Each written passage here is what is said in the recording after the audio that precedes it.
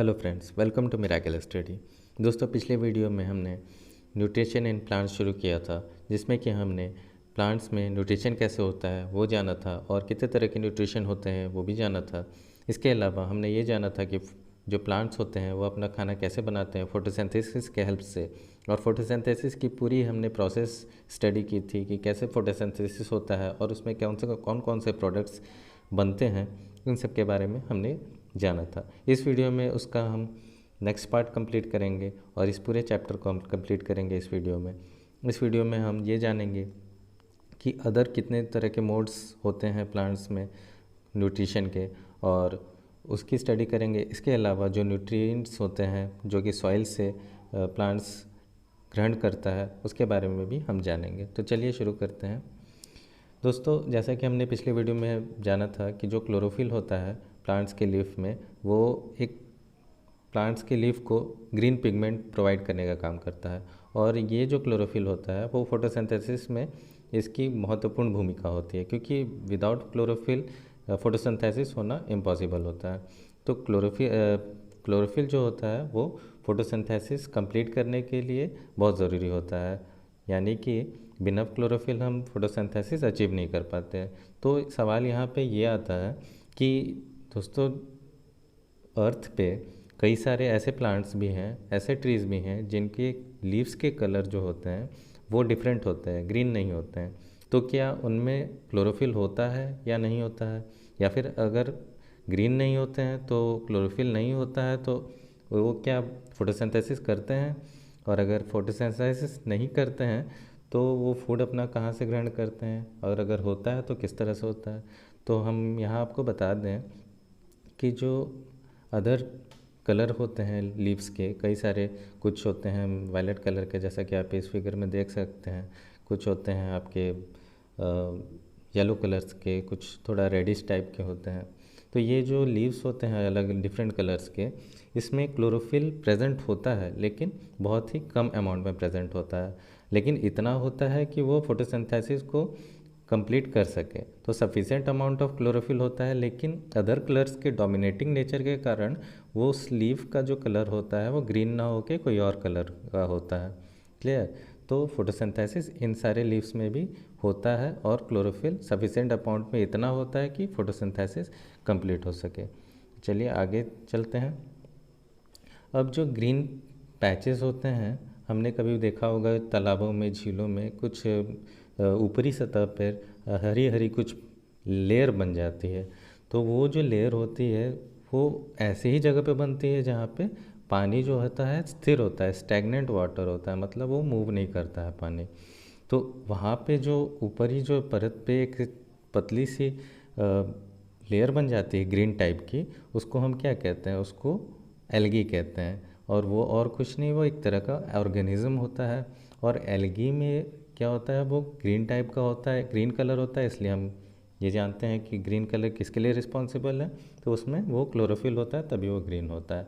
और जब क्लोरोफिल होता है तो ऑब्वियसली वो फोटोसिंथेसिस करने के लिए एबल होगा और वहाँ पे अपना फूड वो बनाने के लिए सक्षम होता है।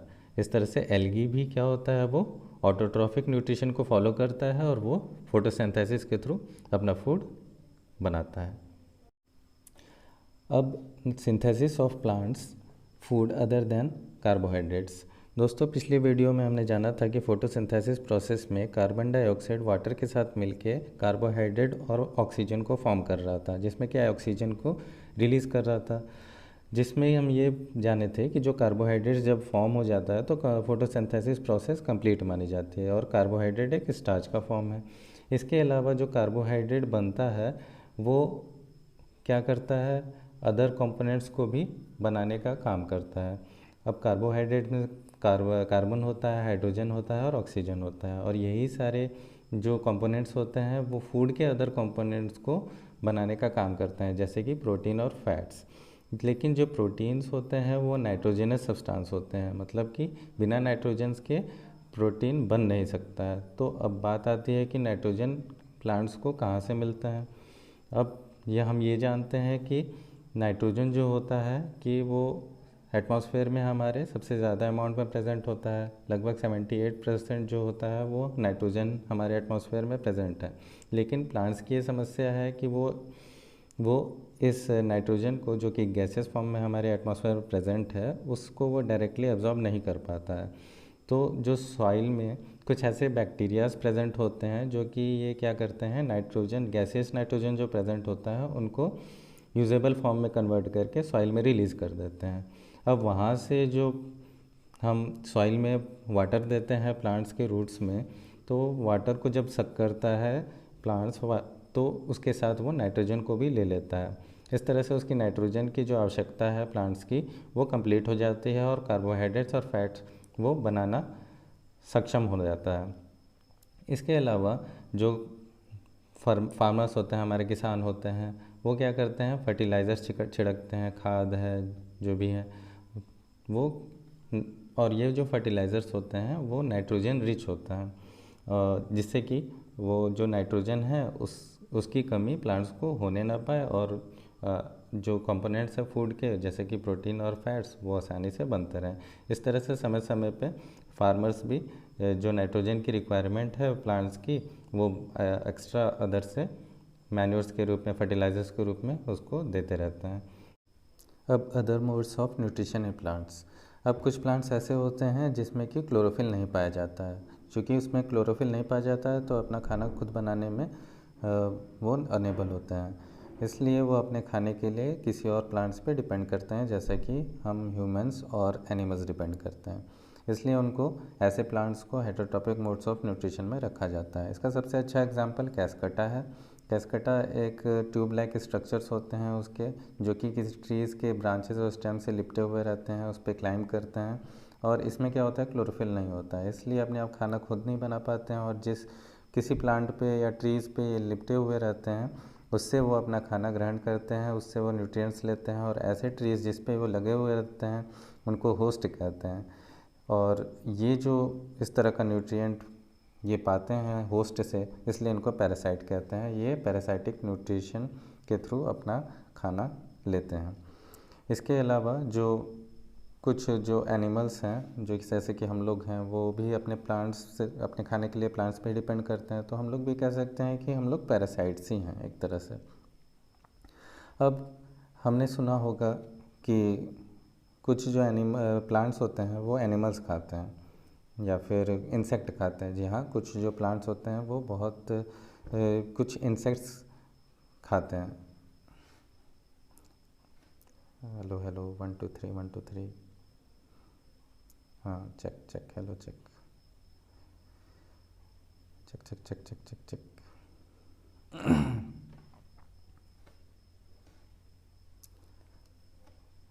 अब कुछ जो प्लांट्स होते हैं वो इंसेक्ट खाते हैं, उनमें सबसे अच्छा एग्जांपल है पिचर प्लांट का।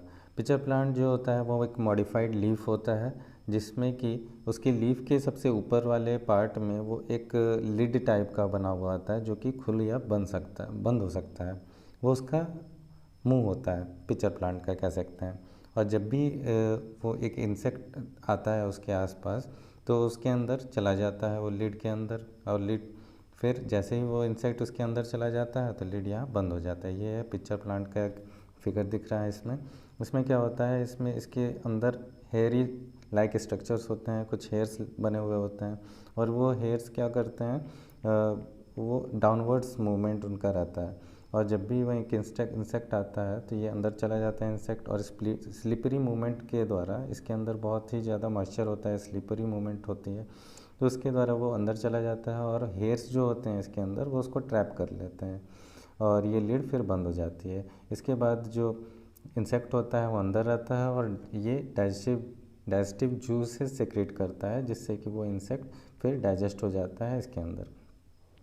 अब हम कह सकते हैं कि ये पिचर प्लांट जो होता है वो ग्रीन कलर का होता है, तो ये तो फोटोसिंथेसिस कर सकते हैं, यानी कि ये ऑटोट्रॉफिक प्लांट्स है। फिर इसको ज़रूरत क्या है ऐसे इंसेक्ट ऑर्गेनिजम्स को खाने की, तो ऐसा ये इसलिए करते हैं क्योंकि ये ऐसे एरियाज़ में उगते हैं जहाँ पे सॉइल की जो फर्टिलिटी होती है, जिसमें कि नाइट्रोजन की मात्रा बहुत कम होती है, और चूँकि जो प्लांट्स होते हैं उनको नाइट्रोजन की आवश्यकता बहुत ज़्यादा ज़रूरी होती है, जिससे कि वो प्रोटीन और फैट्स का निर्माण कर सकें।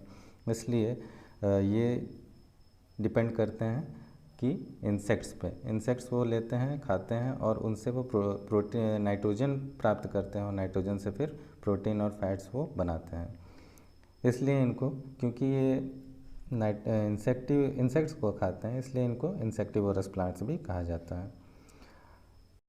अब सेप्रोट्रॉप्स में के अंतर्गत कुछ ऐसे ऑर्गेनिजम्स होते हैं जो कि अपने खाने के लिए किसी अन्य ऑर्गेनिज़म पे डिपेंड करते हैं। ये ऐसी चीज़ों पे डिपेंड करते हैं जो कि मरे हुए होते हैं, सड़े गले होते हैं, उन पे डिपेंड करते हैं।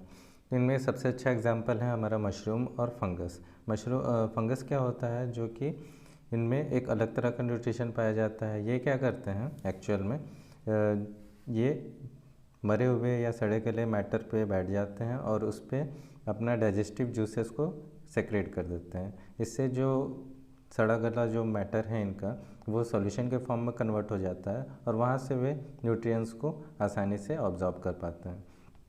और इस तरह के न्यूट्रिशन को हम कह सकते हैं कि ये सेप्रोट्रॉफिक न्यूट्रिशन है। और इस मोड से जो प्लांट्स अपना न्यूट्रिशन लेते हैं उनको सेप्रोट्रॉप्स कहा जाता है। जो फंगस है वो और कुछ नहीं, नॉर्मली आपने अपने घरों में भी देखा होगा, अचार में, लेदर में या कपड़ों में अगर खुले में ऐसे कई दिनों तक बिना धोए या फिर जो अचार है ऐसे रख दिया जाता है ओपन में, तो उस पर वाइट वाइट पैचेस लग जाते हैं। वही जो वाइट पैचेस होते हैं वो फंगस होता है। ये क्या होता है कि बहुत ज़्यादा गर्म और ह्यूमिडिटी वाले वेदर में ये कई कई समय तक होने के बाद ये उस पर लग जाता है किसी भी चीज़ पे, और उसको फिर सड़ा के गला के फिर ख़त्म कर देता है, उसको ख़राब कर देता है। इसमें जो हम देखते हैं कि जो फूड्स होते हैं वो फ्रिज में रखने पे ख़राब नहीं होता है। इसका कारण यही है कि जो फंगस होते हैं वो हॉट और ह्यूमिड क्लाइमेट पे ज़्यादा सर्वाइव कर पाते हैं बजाय कि कोल्ड और ड्राई क्लाइमेट के अपेक्षा। अब जो रेनी सीज़न में होता है, बरसात के मौसम में कोई भी चीज़ जल्दी ख़राब हो जाती है। ऐसा इसलिए क्योंकि उस समय नमी बहुत होती है, मॉइस्चर बहुत होता है एयर में, और जो वातावरण भी होता है हल्का सा गर्म होता है। इस हिसाब से जो फंगस होता है उसमें बहुत ज़्यादा पनपते हैं और हाउस होल्ड में जो भी चीज़ें रखी होती हैं खाने वाली, उसमें वो ख़राब कर देती हैं उसको। इसका सबसे अच्छा एग्जांपल एक और भी हो सकता है, जैसे कि हम ब्रेड होता है वो कई दिनों तक ऐसे रखा होता है बिना फ्रिज में रखे हुए, तो उसमें क्या होता है white white patches brown type के कुछ दिखते हैं ऊपर उसके, वही जो होते हैं वो फंगस होते हैं। और ये जो अब कुछ एनिमल्स ऑर्गेनिजम्स होते हैं वो क्या होते हैं, सिम्बायोटिक रिलेशन फॉलो करते हैं। इसके अंतर्गत क्या होता है, एक ऑर्गेनिज्म दूसरे पे डिपेंड करता है, दूसरा वाला पहले पे डिपेंड करता है। वे एक दूसरे को कुछ ना कुछ दे के आपस में एक रिलेशन स्टैब्लिश करते हैं, जिनको कि हम क्या कहते हैं, सिम्बायोटिक रिलेशनशिप कहते हैं। इसका भी एक अच्छा एग्जांपल है लिचेंस। लिचेंस में क्या होता है कि ये फंगस और अलगी दोनों साथ में रहते हैं। अब फंगस जो होता है वो एल्गी को प्रोटेक्शन प्रदान करता है, शेल्टर देता है, वाटर देता है, मिनरल्स देता है। और एल्गी क्या करता है उसके बदले में, उसके वो ग्रीन होता है तो उसमें क्लोरोफिल होता है और वो फोटोसिंथेसिस के थ्रू फूड बनाता है और उसको फंगस को देता है। तो इस तरह से ये म्यूचुअल अंडरस्टैंडिंग के थ्रू ये दोनों आपस में अपनी ज़रूरतों को बांटते हैं और इसी तरह के रिलेशनशिप को सिम्बायोटिक रिलेशनशिप कहते हैं। अब बात कर लेते हैं how nutrients are replenished in the soil. जो न्यूट्रिएंट्स होते हैं सॉइल के अंदर वो कैसे प्लांट्स को मिलते हैं, वो कैसे वो प्लांट्स न्यूट्रिएंट्स सॉइल से एब्जॉर्ब करते हैं। तो हमने जाना था कि जो न्यूट्रिएंट्स होते हैं वो सॉइल में प्रेजेंट होते हैं और ये जैसे जैसे प्लांट्स सॉइल से न्यूट्रिएंट्स लेते रहते हैं उस तरह से सॉइल की जो फर्टिलिटी होती है वो कम होती रहती है, उसमें न्यूट्रिएंट्स कम होते जाते हैं। इसलिए ये ज़रूरी होता है कि समय समय पर उसमें जो सॉइल है उसमें फर्टिलाइज़र्स और मैन्योर्स को डाला जाए, जिसमें कि नाइट्रोजन, फास्फोरस, पोटेशियम, ये सारी की मात्रा काफ़ी अधिक हो और न्यूट्रिएंट्स की कमी ना हो। इसलिए जो फार्मर्स होते हैं हमारे, वो सॉइल की फर्टिलिटी को बढ़ाने के लिए बार बार वो ये काम करते हैं कि फर्टिलाइज़र्स और मैन्योर्स को वो डालते रहते हैं, जिससे कि सॉइल की फर्टिलिटी बनी रहती है और जो न्यूट्रिएंट्स की कमी होती रहती है सॉइल के अंदर, वो भी नहीं हो पाती है। इसके अलावा जो नाइट्रोजन होता है वो काम क्या करता है, वो प्रोटीन बनाने का काम करता है। और ये इस तरह से जो नाइट्रोजन की कमी हो जाती है सॉइल में वो भी पूरी हो जाती है मैन्योर और फर्टिलाइज़र डालने पर। और कई सारे जो बैक्टीरिया प्रेजेंट होते हैं सॉइल के अंदर, जो कि एटमॉस्फेरिक नाइट्रोजन को क्या करते हैं, उसको कन्वर्ट करके सॉइल में सॉल्युबल फॉर्म में कन्वर्ट कर देते हैं और वहाँ से फिर सॉइल से वाटर के थ्रू ट्रीज़ या प्लांट्स जो है कि नाइट्रोजन को एब्जॉर्ब कर लेते हैं। और ऐसे ही कुछ बैक्टीरिया का नाम है राइजोबियम।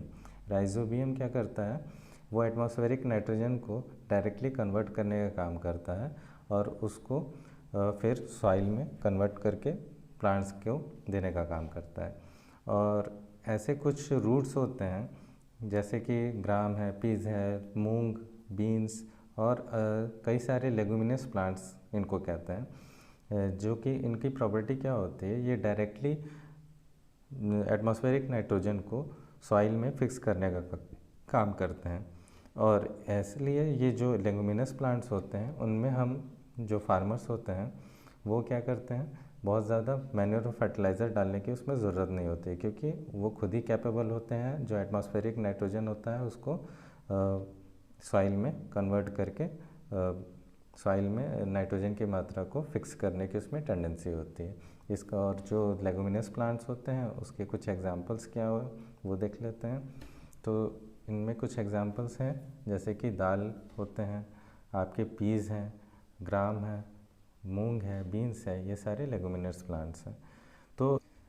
तो इस पूरे चैप्टर में हमने देखा कि जो कई सारे जो प्लांट्स होते हैं वो ऑटोट्रॉफ्स होते हैं और कुछ जो प्लांट्स होते हैं उनमें कुछ अलग तरह का मोड ऑफ न्यूट्रिशन होता है, कुछ पैरासाइटिक होते हैं, कुछ सैप्रोफाइटिक होते हैं और कुछ जो न्यूट्रिशन होता है जिसमें कि वो दूसरे ऑर्गेनिज्म पर डिपेंड करते हैं। कई सारे जो एनिमल्स हैं अपने खाने के लिए वो दूसरे पे ही डिपेंड करते हैं, प्लांट्स पे डिपेंड करते हैं, दूसरे एनिमल्स पे डिपेंड करते हैं, इसलिए उनको हाइड्रोट्रॉफ्स भी कहते हैं। तो ये सारे टर्म्स हमारे क्लियर हो गए इस पूरे चैप्टर में। तो मैं रिक्वेस्ट करना चाहूँगा जो इस चैनल को सब्सक्राइब नहीं किए हैं वो सब्सक्राइब कर लें और प्लीज़ फीडबैक ज़रूर दें। यदि आपको कोई कमी नज़र आ रही है या फिर कोई सुझाव आप देना चाहते हैं तो कमेंट ज़रूर करें, लाइक और शेयर करें। Thank you, have a nice day. मिलते हैं नेक्स्ट वीडियो में।